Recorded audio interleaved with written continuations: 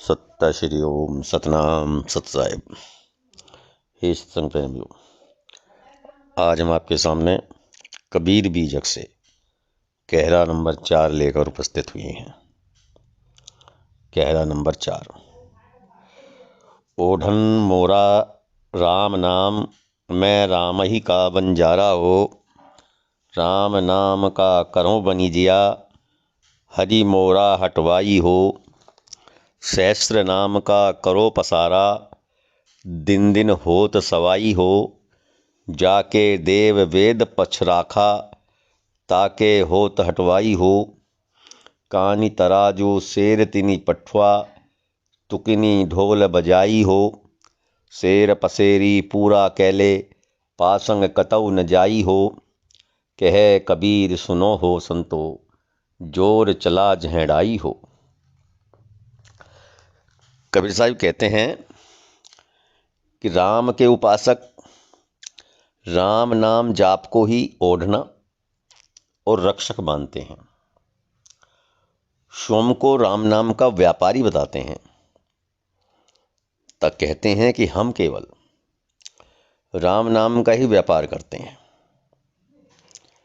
अर्थात हरि ही इनकी दुकानदारी का विषय है। ये लोग कहते हैं कि हम हजारों नामों का प्रचार करते हैं और यह प्रचार प्रतिदिन सवाया होकर बढ़ता जाता है। साहिब कहते हैं कि जिस प्रोक्ष भगवान के पक्ष में त्रिदेव और वेदों ने अपने विचार प्रकट किए, सब जगह उसी का व्यापार हो रहा है। इस व्यवसाय में तराजू टेढ़ी और पासंग वाली है और शेर 3 पाव का है। दूसरे शब्दों में व्यापार संतुलित बुद्धि से नहीं हो रहा है और समस्त विचार त्रिगुण माया तक ही सीमित हैं।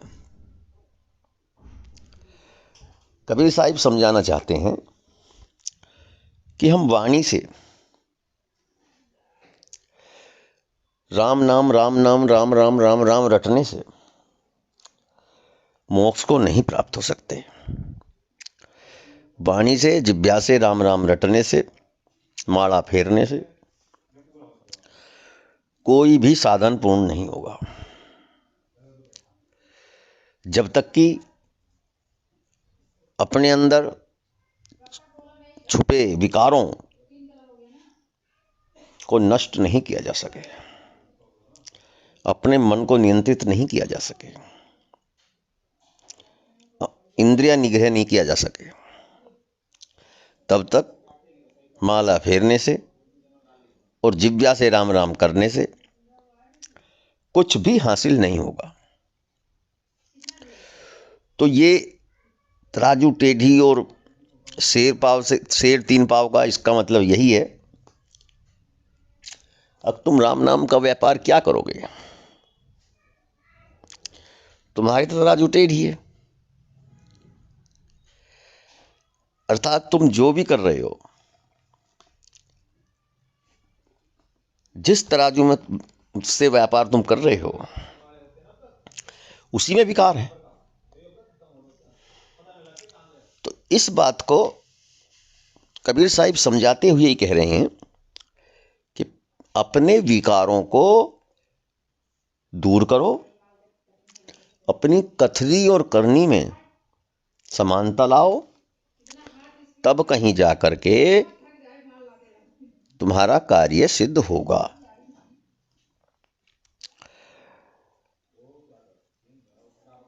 गुरुजन ढोल मजीरा बजाकर शिष्यों के कान में फूंक मारकर और मंत्र पढ़कर मुक्ति का मार्ग प्रशस्त कर रहे हैं। कई जो संत मत के गुरु हैं, वे कान में फूंक मार करके मंत्र देते हैं। एक लंबी पाइप वाली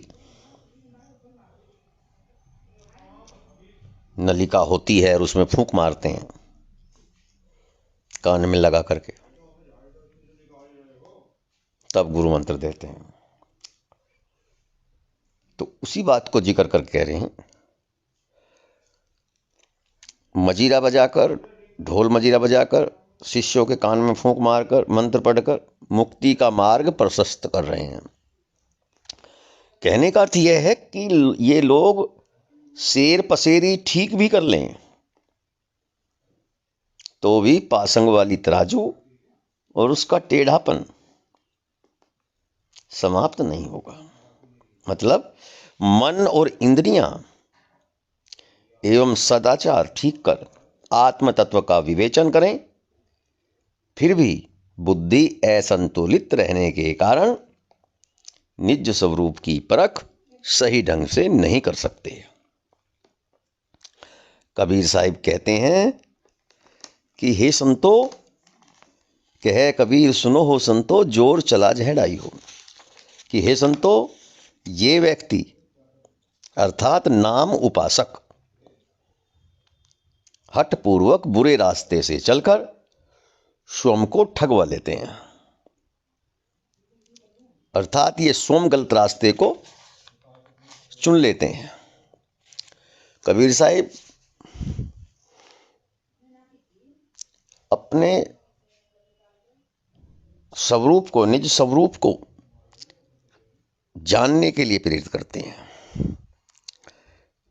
किसी नाम से, किसी कर्मकांड से, किसी पूजा से वो मोक्ष और मुक्ति की कल्पना नहीं करते हैं।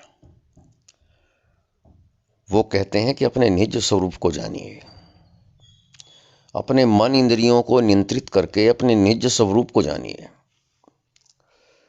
तुम्हें सत्य बोध होगा। आज का